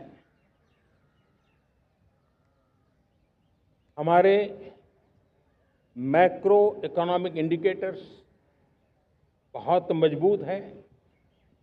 ग्लोबल रेटिंग एजेंसी भी लगातार भारत की सराहना करती हैं, भारत की अर्थव्यवस्था पर ज़्यादा से ज़्यादा विश्वास व्यक्त कर रही है। ये बढ़ती हुई अर्थव्यवस्था का लाभ मेरे देश के गरीबों को मिले, मेरे देश के किसानों को मिले, मेरे देश की नारी शक्ति को मिले, मेरे देश के मध्यम वर्ग को मिले, मेरे देश की विकास धारा को ताकत देने वाला बने। उस दिशा में हम नए नए प्रयास करें। आज युवाओं के लिए नए नए सेक्टर्स में हमारे नौजवानों के लिए अवसर बन रहे हैं। स्किल डेवलपमेंट, स्वरोजगार, बड़ी बड़ी कंपनियों में इंटर्नशिप, इस पर एक बहुत बड़े स्तर पर अभियान चल रहा है। और इसलिए देश के नौजवानों, आज मैं आपके लिए भी एक खुश खबर लेकर के आया। मां सेवा यतन हॉस्पिटल न्यू शांति सिनेमा हॉल रामगढ़ की ओर से समस्त रामगढ़ एवं झारखंड वासियों को स्वतंत्रता दिवस एवं श्री कृष्ण जन्माष्टमी की ढेर सारी शुभकामनाएं। Hope hospital Ranchi road Marar Ramgarh की ओर से समस्त रामगढ़ एवं झारखंड वासियों को स्वतंत्रता दिवस एवं श्री कृष्ण जन्माष्टमी की ढेर सारी शुभकामनाएं। श्री गुरु कृपा नर्सिंग होम थाना चौक रामगढ़ डॉक्टर ठाकुर मृत्युंजय सिंह की ओर से समस्त रामगढ़ एवं झारखंड वासियों को 79वें स्वतंत्रता दिवस एवं श्री कृष्ण जन्माष्टमी की हार्दिक शुभकामनाएं। होटल सम्राट चट्टी बाजार रामगढ़ पंकज कुशवाहा की ओर से समस्त रामगढ़ एवं झारखंड वासियों को 79वें स्वतंत्रता दिवस एवं श्री कृष्ण जन्माष्टमी की ढेर सारी शुभकामनाएं। कुंज बिहारी फूड प्रोसीजर्स लारी रामगढ़ श्री विनय अग्रवाल पूर्व अध्यक्ष रामगढ़ चैम्बर ऑफ कॉमर्स की ओर से रामगढ़ एवं झारखंड वासियों को 79वें स्वतंत्रता दिवस एवं श्री कृष्ण जन्माष्टमी की हार्दिक शुभकामनाएं। थाना चौक पूजा महासमिति रामगढ़ के अध्यक्ष श्री सतीश गुप्ता जी की ओर से समस्त रामगढ़ एवं झारखंड वासियों को 79वें स्वतंत्रता दिवस एवं श्री कृष्ण जन्माष्टमी की ढेर सारी शुभकामनाएं। मेरे देश के नौजवानों के लिए आया। आज 15 अगस्त है। आज 15 अगस्त के ही दिन मेरे देश के युवाओं के लिए 1 लाख करोड़ रुपए की योजना हम चालू कर रहे हैं, लागू कर रहे हैं। आज से प्रधानमंत्री विकसित भारत रोजगार योजना आज ही 15 अगस्त को लागू हो रही है। ये आपके लिए बहुत खुशखबरी है। इस योजना के तहत निजी क्षेत्र में पहली नौकरी पाने वाले नौजवान को, बेटे बेटी को 15,000 रुपया सरकार की तरफ से दिए जाएंगे। कंपनियों को भी नए रोजगार देने के अवसर जो भी ज्यादा जुटाएगा, उनको भी प्रोत्साहन राशि दी जाएगी। प्रधानमंत्री विकसित भारत रोजगार योजना करीब करीब 3.5 करोड़ नौजवानों को रोजगार के नए अवसर बनाएगी। मैं सभी नौजवानों को इसके लिए बहुत बहुत बधाई देता हूं। मेरे प्यारे देशवासियों, आज भारत में नारी शक्ति का लोहा हर कोई मानने लगा। बढ़ती इकोनॉमी की लाभार्थी हमारी नारी है, लेकिन बढ़ती इकोनॉमी को गति देने में भी हमारी नारी का बहुत बड़ा योगदान भी, हमारी मातृशक्ति का योगदान है, हमारी स्त्री शक्ति का योगदान है। स्टार्टअप से लेकर स्पेस सेक्टर तक हमारी बेटियां छाई हुई हैं, खेल के मैदान में छाई हुई हैं, फौज में चमक रही है। आज गर्व के साथ नारी कंधे से कंधा मिला करके देश की विकास यात्रा में भागीदार हो रही। देश गर्व से भर गया जब एनडीए की विमेन कैडेट्स उनका पहला पास आउट हुआ था। पूरा देश गर्व से भर गया था। सारे टीवी चैनल उसी के पीछे लगे हुए थे। कितने बड़े गौरव की पल थी। Self help group, 10 crore self help group की बहनें क्या कमाल कर रही है। नमो ड्रोन दीदी नारी शक्ति की एक नई पहचान बनी। गांव में मुझे एक बहन मिली, वो कहती मुझे अब तो गांव वाले पायलट कह करके बुलाते हैं। बड़े गर्व से कह रही, ज्यादा पढ़ी लिखी नहीं थी, लेकिन उसका रतबा पैदा हुआ है। साथियों, हमने 3 करोड़ महिलाओं को लखपति दीदी बनाने का संकल्प लिया था। 3 करोड़। और मुझे आज संतोष है कि हम तेज गति से काम कर रहे हैं। समय से पहले 3 करोड़ का लक्ष्य पार कर लेंगे। और आज मैं खुशी से देश को बताना चाहता हूं कि मेरे नारी शक्ति का सामर्थ्य देखिए। देखते ही देखते 2 करोड़ महिलाएं लखपति दीदी बन चुकी है। आज कुछ लखपति दीदी हमारे सामने बैठी है। ये है मेरे सामर्थ्य। और मेरा विश्वास है दोस्तों, भारत की विकास यात्रा में उनकी भागीदारी बढ़ने वाली। मेरे प्यारे देशवासियों, मेरे देश के किसानों का भारत की अर्थव्यवस्था में बहुत बड़ा योगदान है। भारत के किसानों की मेहनत रंग ला रही है। पिछले साल अनाज के उत्पादन में मेरे देश के किसानों ने के पुराने सारे विक्रम तोड़ दिए। ये सामर्थ्य है मेरे देश का।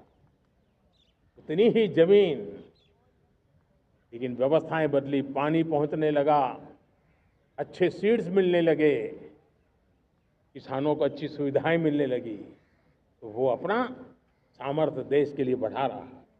आज भारत दूध, दाल, जूट जैसे उत्पादन में नंबर 1 है दुनिया में।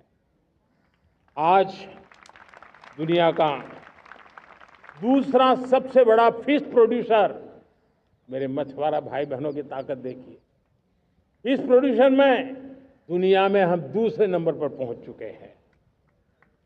आज भारत चावल, गेहूं, फल और सब्जी के उत्पादन में भी दुनिया में दूसरे नंबर पर पहुंच चुका है। साथियों, आपको खुशी होगी, मेरे देश के किसान जो पैदावार देते हैं, आज वो उत्पादन दुनिया के बाजार में पहुंच रहा है। 4 लाख करोड़ रुपया एग्रो प्रोडक्ट का एक्सपोर्ट हुआ है। ये मेरे देश के किसानों ने हमें ताकत दिखाई है। हम छोटे किसान हो, पशुपालक हो, मछुआरे हो, देश के विकास की अनेक योजनाओं का लाभ आज हम उन तक पहुंचा रहे हैं।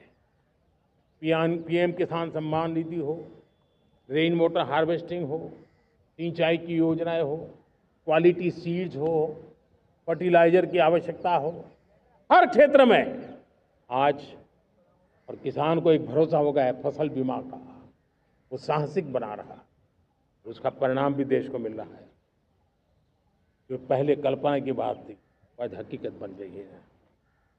देशवासियों, हमारे देश के पशुधन को बचाने के हमें कोविड की वैक्सीन मुफ्त में मिली, वो तो याद है, लेकिन हम पशुधन के लिए भी अब तक 125 डोज मुफ्त में पशुओं को लगा चुके हैं।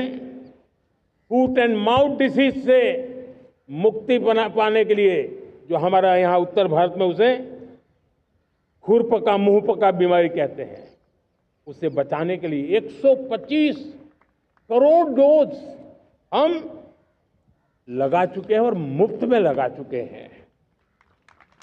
हम खेती के मामले में देश के वो जिले जहां के किसान औरों से पीछे रह गए, किसी न किसी कारण से 100 जिले ऐसे हैं जहां अपेक्षाकृत कम खेती है, और इसलिए हमने 100 जिले आइडेंटिफाई किए हैं पूरे देश में से, और वहां के किसानों को एम्पावर करना, किसानों को शक्ति देना, किसानों को मदद करने का एक अभियान चलाया है।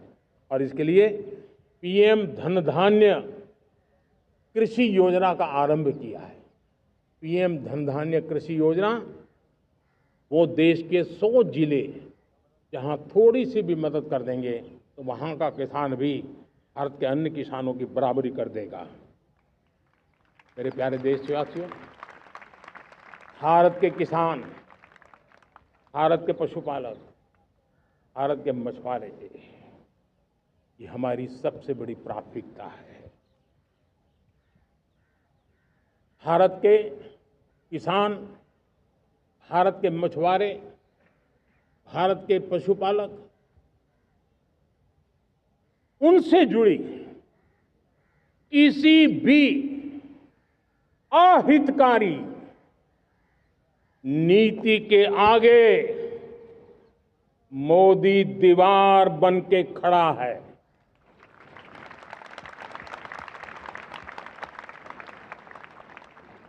भारत अपने किसानों, अपने पशुपालकों, अपने मछुआरों के संबंध में कभी भी कोई समझौता नहीं स्वीकार करेगा।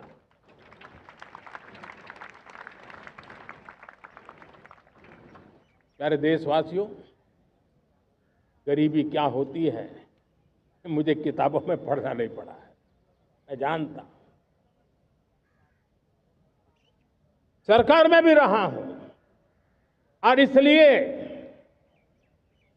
मेरी कोशिश रही है कि सरकार फाइलों में नहीं होनी चाहिए।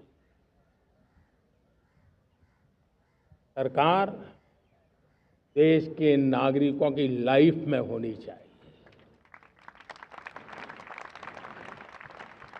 दलित हो, पीड़ित हो, शोषित हो, वंचित हो, उनके लिए सकारात्मक रूप से सरकारें प्रोएक्टिव हो, सरकारें प्रो पीपल हो, उस दिशा में हम निरंतर प्रयास कर रहे हैं। समाज के हर जरूरत व्यक्ति के लिए, कुछ लोगों को लगता है कि सरकार की योजनाएं पहले भी आती, जी नहीं, हम सरकार की योजनाओं को जमीन पर उतार रहे हैं, सैचुरेशन पर बल देते हैं, और सामाजिक न्याय का अगर कोई सच्चा एजुकेशन है तो सैचुरेशन में है, जिसमें कोई हकदार छूटे नहीं, हकदार के घर तक सरकार जाए और उसे अपना हक की चीजें मिले, उसके लिए हम काम कर रहे हैं। जनधन अकाउंट जब खोले गए ना, वो सिर्फ बैंक का अकाउंट था ऐसा नहीं है, उसे एक स्वाभिमान मिला था कि बैंक के दरवाजे मेरे लिए भी खुलते हैं, मैं भी बैंक के दरवाजे में जाकर के टेबल पे हाथ रख करके बात कर सकता हूं। ये विश्वास हमने जगाया है। आयुष्मान भारत ने बीमारी को सहने की आदत से मुक्ति दिलाने का और उनको अच्छे स्वास्थ्य के लिए मदद करने का काम। और जब हम वरिष्ठ नागरिकों को 5 लाख रुपए से ज्यादा मदद कर करके उनके आरोग्य की चिंता करते हैं, आज पीएम आवास 4 करोड़ गरीबों को घर मिलना मतलब जिंदगी के नए सपने वहां सजते हैं। वो सिर्फ 4 दीवारें नहीं है दोस्तों। रेहड़ी पटरी वालों के लिए पीएम स्वनिधि योजना, जो कभी ब्याज के चक्कर में फंसा रहता था, आज पीएम स्वनिधि से रेहड़ी पटरी वाला भी, और आपने देखा वो यूपीआई से पैसे लेता है, यूपीआई से पैसे देता है। ये बदलाव आखिरी व्यक्ति तक चिंता लोगों की लाइफ में सरकार होनी चाहिए। उसी के कारण ये जमीन से जुड़ी योजनाएं बनती हैं और जमीन से जुड़ी योजनाएं जमीन पर उतरती हैं और जमीन से उतरी हुई योजनाएं जीवन में बदलाव लाने का एक सशक्त माध्यम बन जाती हैं। एक समय था, गरीब हो, पीड़ित हो, आदिवासी, वंचित हो, दिव्यांग हो, हमारी विधवा माताएं बहनें हो, अपने हक के लिए दर दर भटकते रहते थे। सरकारी दफ्तरों में चक्कर लगाते लगाते जिंदगी पूरी हो जाती। आज सरकार आपके दरवाजे पर आती है, सैचुरेशन के अप्रोच को लेकर के आती है। करोड़ों लाभार्थियों को सरकारी योजनाओं का लाभ मिल रहा है। डायरेक्ट बेनिफिट ट्रांसफर एक बहुत बड़ा क्रांतिकारी काम हुआ है। साथियों, गरीबी हटाओ के नारे देश ने बहुत सुने हैं, लाल किले से भी सुने, और देश सुन सुन करके थक गया था और देश ने मान लिया था कि गरीबी हट नहीं सकती है। लेकिन जब हम योजनाओं को गरीब के घर तक ले जाते हैं, विश्वास को गरीब के मन में हम पैदा करते हैं, तब मेरे देश के 25 करोड़ गरीब गरीबी को परास्त कर करके, गरीबी से बाहर निकल करके एक नया इतिहास बनाते हैं। आज 10 करोड़ गरीब और 10 वर्ष में 25 करोड़ से ज्यादा गरीब गरीबी को परास्त कर करके गरीबी से बाहर निकले हैं और एक न्यू मिडिल क्लास तैयार हुआ है। मेरे साथियों, ये न्यू मिडिल क्लास और मिडिल क्लास एक ऐसी जुगलबंदी है जिसमें एस्पिरेशन भी है, एफर्ट भी है। वो देश को आगे बढ़ाने के लिए बहुत बड़ा सामर्थ्य बनने वाली है। मेरे प्यारे देशवासियों, बहुत ही निकट भविष्य में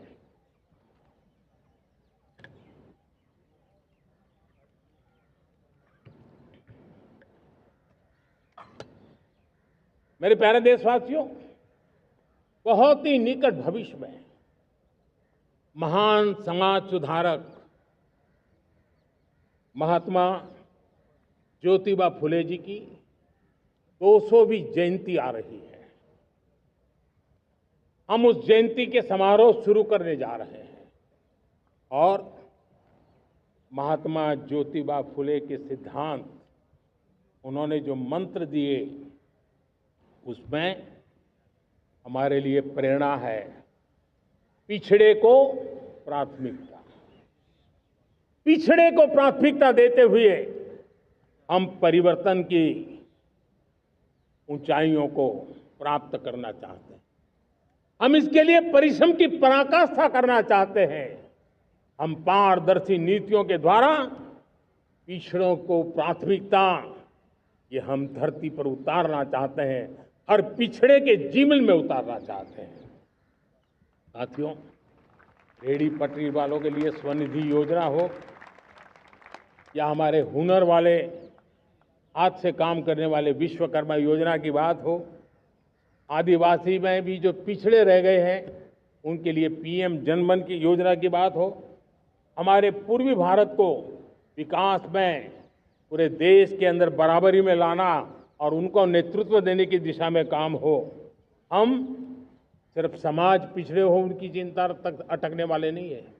जो क्षेत्र पिछड़े हैं उनको भी हम प्राथमिकता देना चाहते हैं। जो जिले पिछड़े रहे हैं हम उनको प्राथमिकता देना चाहते हैं। जो ब्लॉक पिछड़े रहे हैं उनको प्राथमिकता देना चाहते हैं। हमने 100 एस्पिरेशनल डिस्ट्रिक्ट, 500 एस्पिरेशनल ब्लॉक, उसी मिशन में काम किया है। हमने पूर्वी भारत के विकास के लिए हजारों करोड़ रुपए के इंफ्रास्ट्रक्चर के प्रोजेक्ट को बल दिया है। हमने पूर्वी भारत के जीवन को बदल करके देश की विकास यात्रा में भागीदार बनने का, मेरे प्यारे देशवासियों, जीवन हर क्षेत्र में विकास होना चाहिए। विकास के लिए खेल का भी महत्व होता है।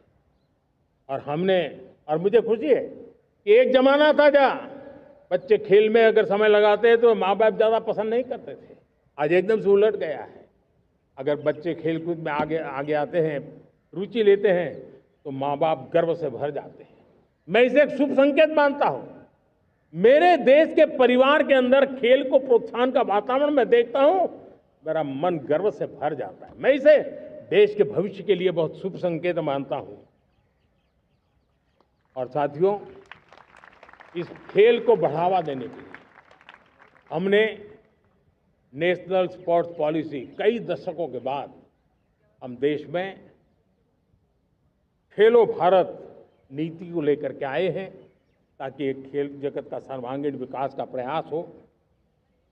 स्कूल से लेकर के ओलंपिक तक हम एक पूरा इकोसिस्टम डेवलप करना चाहते हैं, चाहे कोचिंग की व्यवस्था हो, फिटनेस की बात हो, खेल के मैदान हो, खेल की व्यवस्थाएं हो, खेल के लिए आवश्यक साधन हो, लघु उद्योगों को भी खेल के साधन बनाने में मदद करने की बात हो। यानी एक प्रकार से पूरा इकोसिस्टम हम दूर दराज के बच्चों तक पहुंचाना चाहते हैं। लेकिन साथियों, जब मैं फिटनेस की बात करता हूं, जब मैं खेलकूद की बात करता हूं, तब मैं एक चिंता भी आपके सामने रखना चाहता हूं। हमारे देश के हर परिवार को चिंता करनी चाहिए। मोटापा हमारे देश के लिए बहुत बड़ा संकट बनता जा रहा है। आने वाले वर्षों में लोग, जो पंडित लोग हैं वो कहते हैं, जो जानकार लोग कहते हैं, हर तीसरे व्यक्ति में एक व्यक्ति मोटापे का शिकार होगा। हमें मोटापे से बचना है, ओबेसिटी से बचना है। और इसलिए मैंने बाकी सब करना पड़ेगा, लेकिन एक छोटा सा सुझाव दिया था कि परिवार तय करे कि जब खाने का तेल घर में आएगा 10% कम ही आएगा और 10% कम ही उपयोग करेंगे, और हम ओबेसिटी के खिलाफ लड़ाई को जीतने की दिशा में हम अपना योगदान देंगे।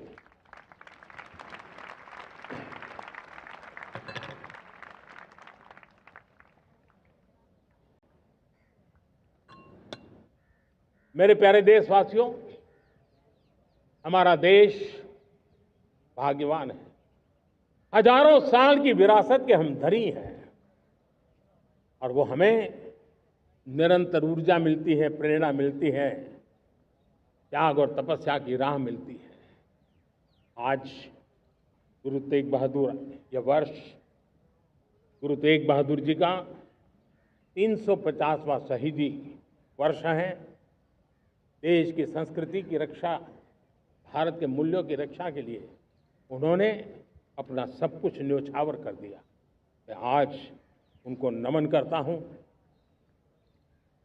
साथियों, हमारी संस्कृति की ताकत हमारी विविधता है। हम विविधता को सेलिब्रेट करना चाहते हैं। हम विविधता को सेलिब्रेट करने की आदत बनाना चाहते हैं। यह हमारा गौरव है कि हमारा भारत माँ का यह बगीचा कितने विविध प्रकार के फूलों से सजा हुआ है, कितनी विविधताएं हैं। ये विविधता हमारे लिए एक बहुत बड़ा, हमारी विरासत है, बहुत बड़ा गौरव है।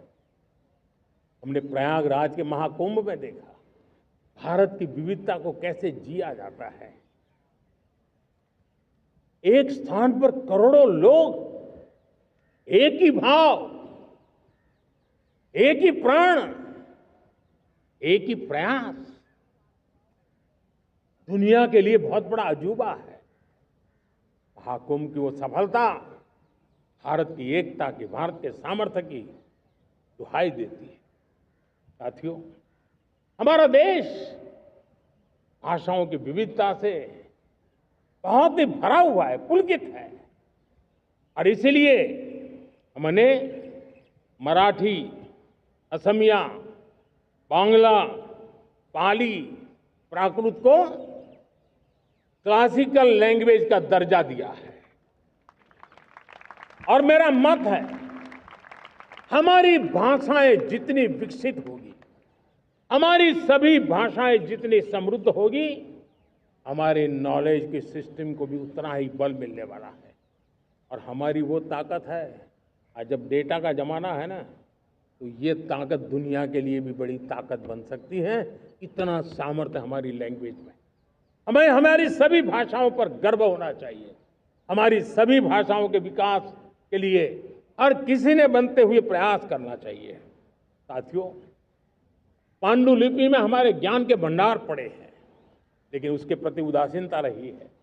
इस बार हमने ज्ञान भारतम योजना के तहत देश भर में जहां भी हस्तलिखित ग्रंथ है, जहां पांडुलिपियां हैं, सदियों पुराने जो दस्तावेज हैं, उनको खोज खोज करके आज की टेक्नोलॉजी का उपयोग करते हुए उस ज्ञान की समृद्धि को आने वाली पीढ़ियों के लिए काम आए, उस दिशा में काम कर रहे हैं।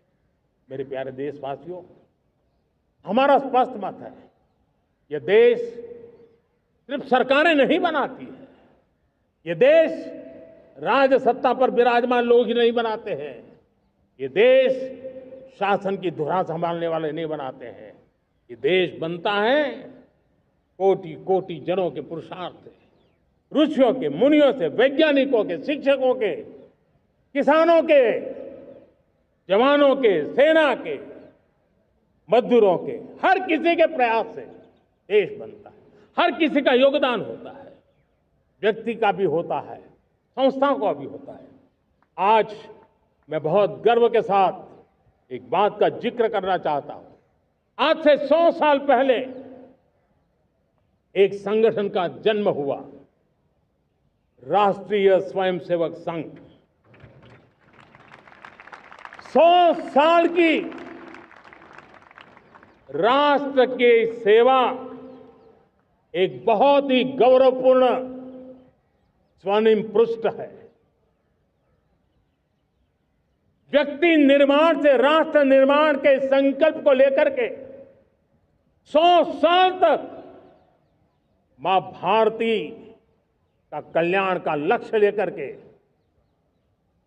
लक्षावधि स्वयंसेवकों ने मातृभूमि के कल्याण के लिए अपना जीवन समर्पित किया है। सेवा, समर्पण, संगठन और अप्रतिम अनुशासन, ये जिसकी पहचान रही है, ऐसा राष्ट्रीय स्वयंसेवक संघ दुनिया का ये सबसे बड़ा एनजीओ है। एक प्रकार से 100 साल का उसका समर्पण का इतिहास है।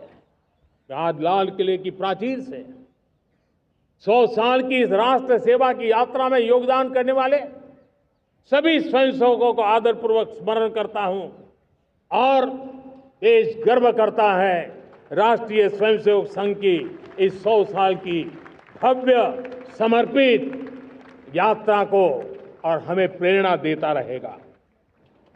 मेरे प्यारे देशवासियों, हम समृद्धि की ओर जा रहे हैं, लेकिन समृद्धि का रास्ता सुरक्षा से गुजरता है।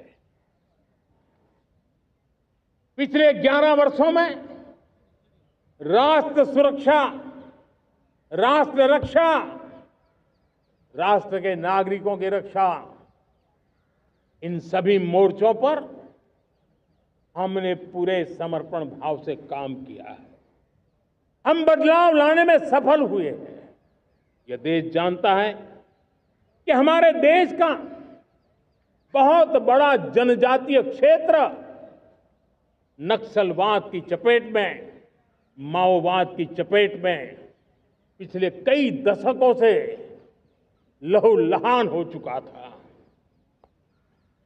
सबसे ज्यादा नुकसान मेरे आदिवासी परिवारों को हुआ।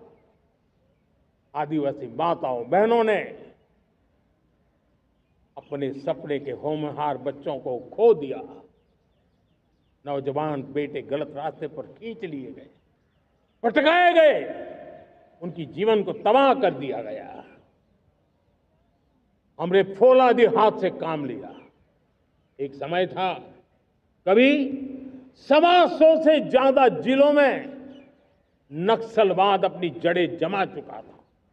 माओवाद की चंगुल में हमारे जनजातीय क्षेत्र, हमारे जनजातीय नौजवान फंसे हुए थे और आज 125 जिलों में से कम होते होते हम 20 पर ले आए हैं।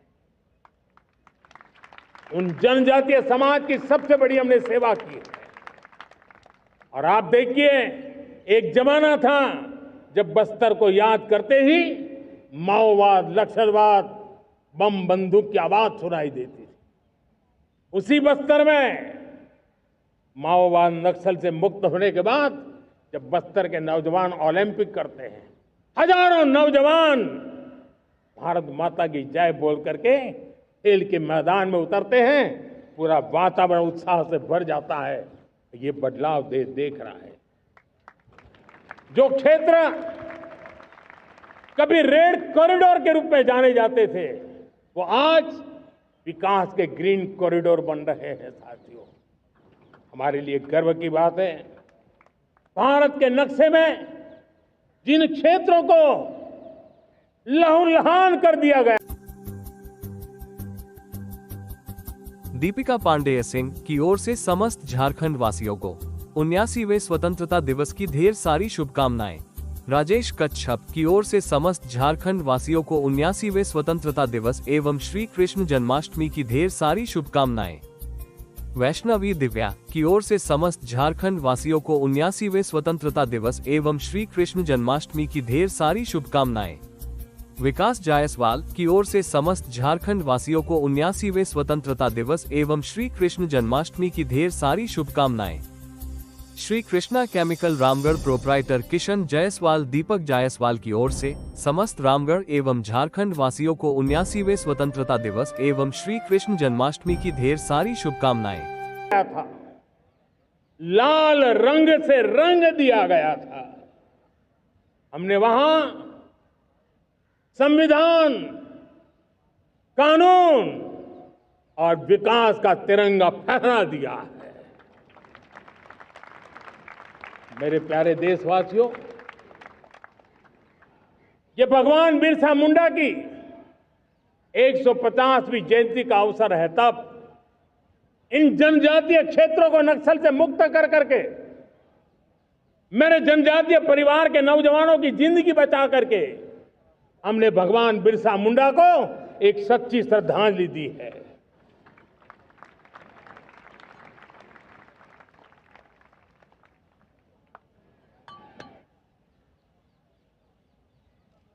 मेरे प्यारे देशवासियों,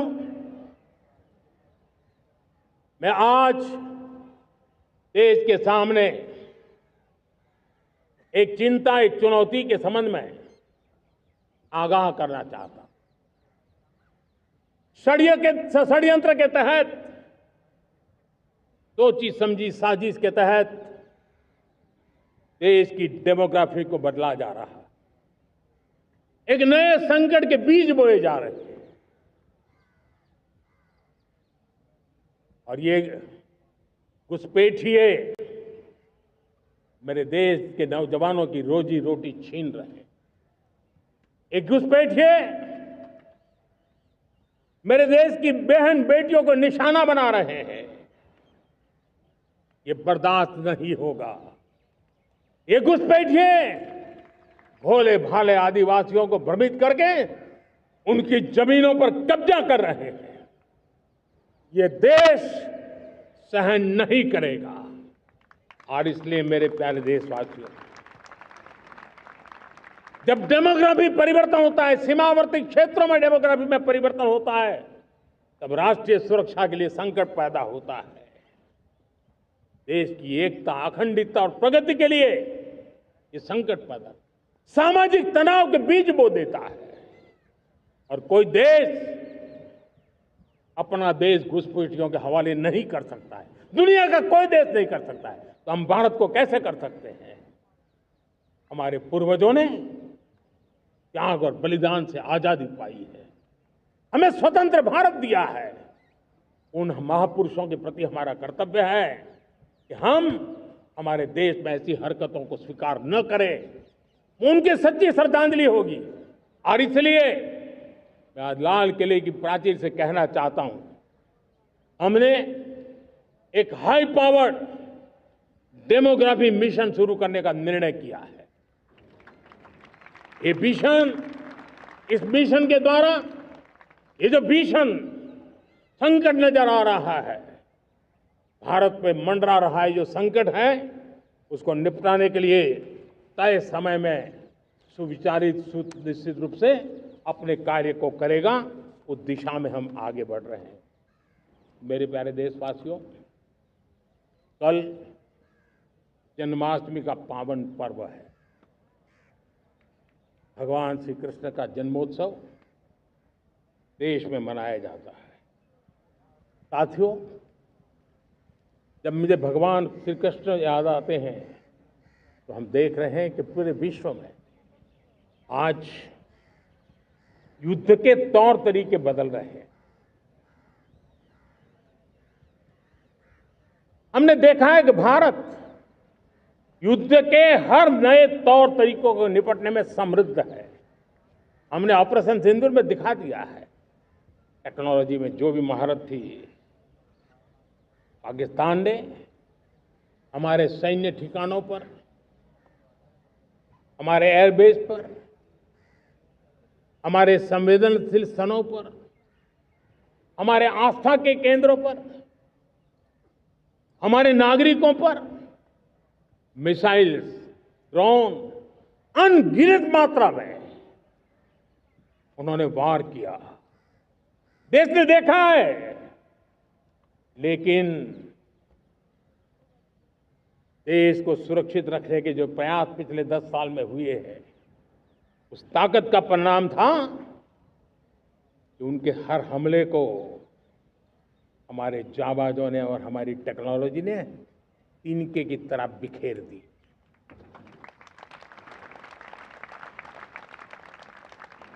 रत्ती भर नुकसान नहीं कर पाए।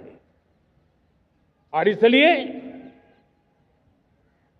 जब युद्ध के मैदान में टेक्नोलॉजी का विस्तार हो रहा है, टेक्नोलॉजी हावी हो रही है, तब राष्ट्र की रक्षा के लिए, देश के नागरिकों की सुरक्षा के लिए हमें भी, हमने जो आज महारत पाई है, वो महारत का और विस्तार करने की जरूरत है।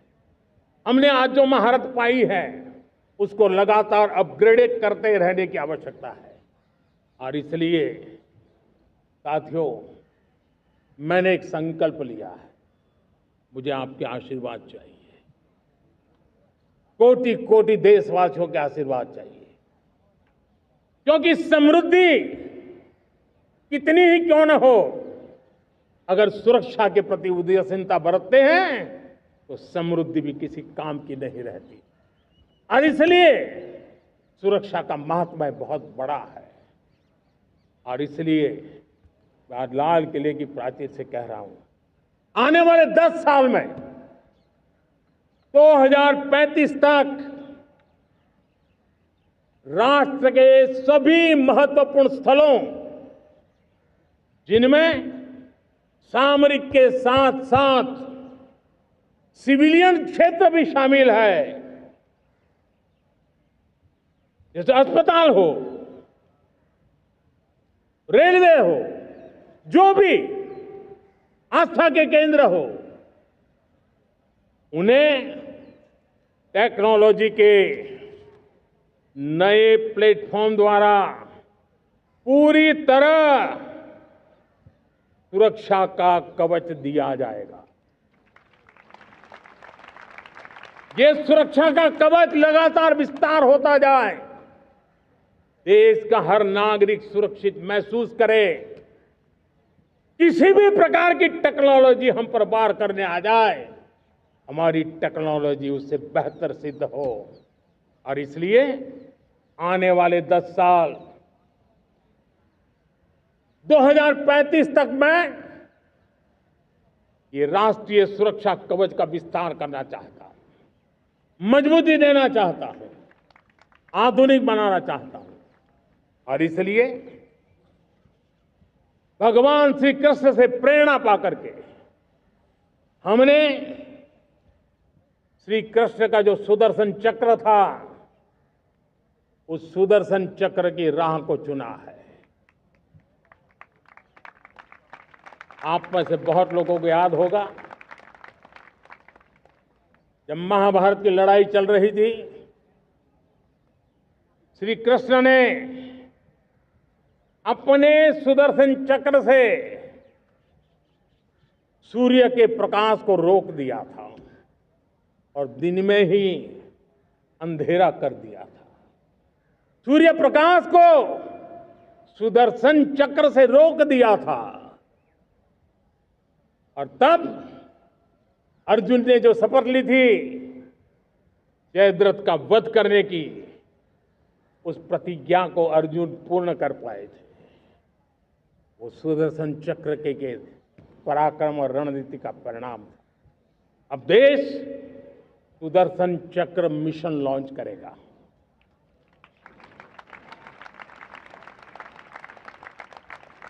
ये मिशन सुदर्शन चक्र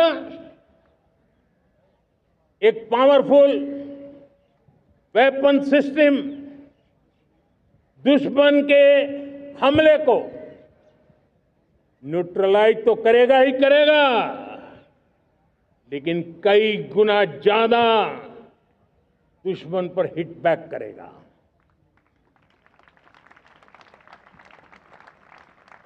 हमने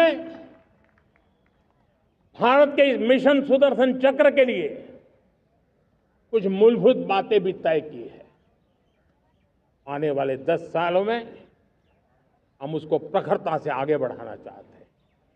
एक तो ये पूरी आधुनिक सिस्टम, इसके लिए रिसर्च, डेवलपमेंट, उसकी मैन्युफैक्चरिंग हमारे देश में ही हो, हमारे देश के नौजवानों के टैलेंट से हो, हमारे देश के लोगों के द्वारा बनी। दूसरा, एक ऐसी व्यवस्था होगी जो वॉरफेयर के हिसाब से भविष्य में क्या क्या संभावनाएं हैं, उसका हिसाब किताब लगा करके +1 की स्ट्रेटेजी वर्कआउट करेगी। और तीसरा, सुदर्शन चक्र की एक ताकत थी, वो बहुत ही प्रिसाइज, जहां जाना था वहीं जाता था और वापस श्री कृष्ण के पास लौट के आता था। हम इस सुदर्शन चक्र के द्वारा भी टारगेटेड प्रिसाइज एक्शन के लिए भी व्यवस्था को विकसित करने की दिशा में आगे बढ़ेंगे। और इसलिए युद्ध के बदलते तौर तरीकों में राष्ट्र की सुरक्षा, नागरिकों की सुरक्षा के लिए मैं बड़े प्रतिबद्धता के साथ इस कार्य को आगे बढ़ाने के लिए वचन देता हूं।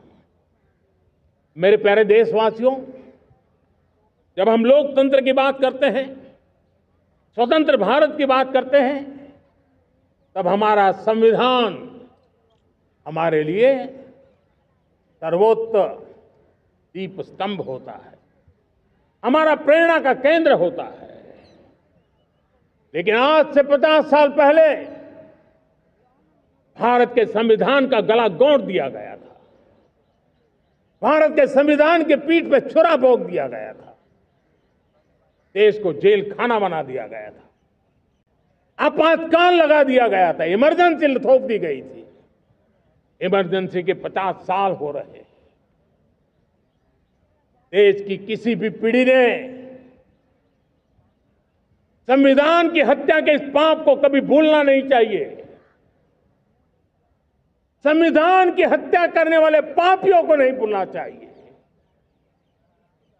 और हमें भारत के संविधान के प्रति अपने समर्पण को और मजबूती देते आगे बढ़ना चाहिए।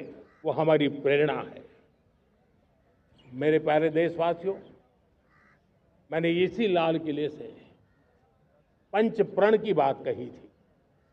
मैं आज लाल किले से फिर से एक बार मेरे देशवासियों का पुनः स्मरण जरूर करना चाहता हूं। विकसित भारत बनाने के लिए न हम रुकेंगे, न हम झुकेंगे।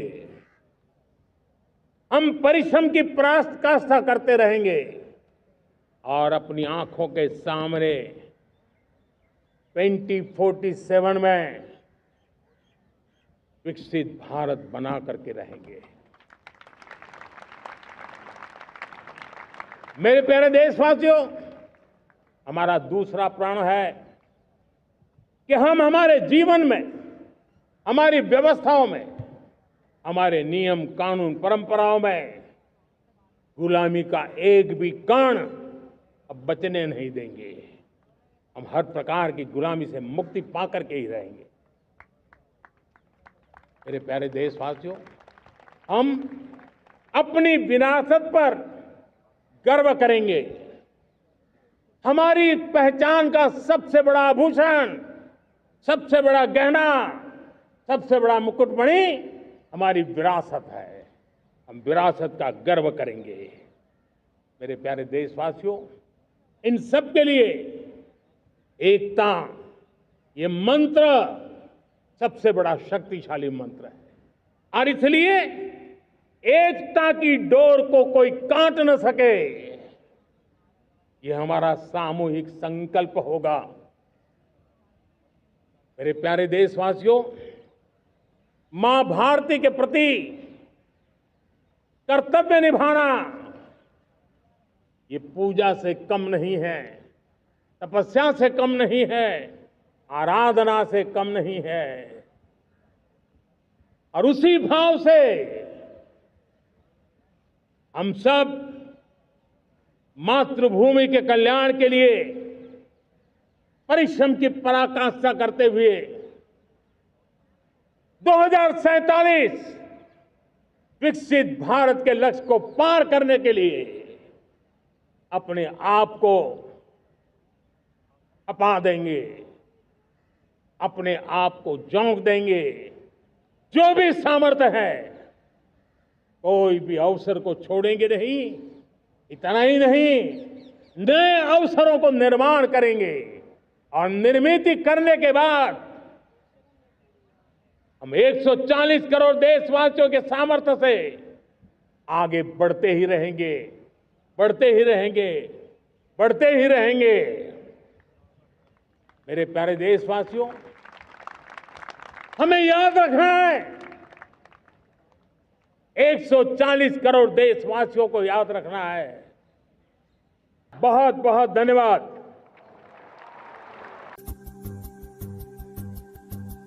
होटल ट्वीट गांधी चौक रामगढ़ श्री संतोष तिवारी की ओर से सभी रामगढ़ एवं झारखंड वासियों को 79वें स्वतंत्रता दिवस एवं श्री कृष्ण जन्माष्टमी की हार्दिक शुभकामनाएं। Jaiswal hardware main road Ramgarh Shri Arun Jaiswal की ओर से समस्त रामगढ़ एवं झारखंड वासियों को 79वें स्वतंत्रता दिवस एवं श्री कृष्ण जन्माष्टमी की ढेर सारी शुभकामनाएं।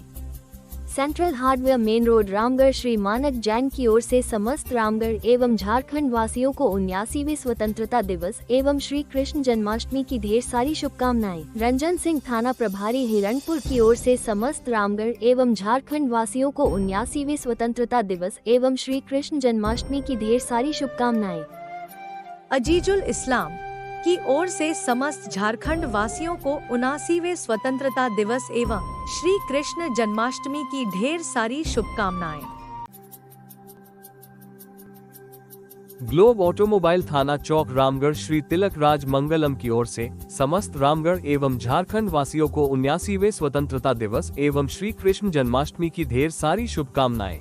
National agency main road Ramgarh Ashish Mittal की ओर से समस्त रामगढ़ एवं झारखंड वासियों को 79वें स्वतंत्रता दिवस एवं श्री कृष्ण जन्माष्टमी की ढेर सारी शुभकामनाएं। होटल पंचवटी रांची रोड मरार रामगढ़ की ओर से समस्त रामगढ़ एवं झारखंड वासियों को 79वें स्वतंत्रता दिवस एवं श्री कृष्ण जन्माष्टमी की ढेर सारी शुभकामनाएं। यात्रा.com गोला रोड रामगढ़ कैंट श्री प्रभाकर अग्रवाल की ओर से समस्त रामगढ़ एवं झारखंड वासियों को 79वें स्वतंत्रता दिवस एवं श्री कृष्ण जन्माष्टमी की ढेर सारी शुभकामनाएं। न्यू गायत्री रोड लाइन साड़ी रामगढ़ श्री विनोद श्रीवास्तव की ओर से समस्त रामगढ़ एवं झारखंड वासियों को 79वें स्वतंत्रता दिवस एवं श्री कृष्ण जन्माष्टमी की ढेर सारी शुभकामनाएं। थेरेपी वर्ल्ड स्पा गणक कॉम्प्लेक्स गोला रोड थाना चौक रामगढ़ की ओर से समस्त रामगढ़ एवं झारखंड वासियों को 79वें स्वतंत्रता दिवस की ढेर सारी शुभकामनाएं।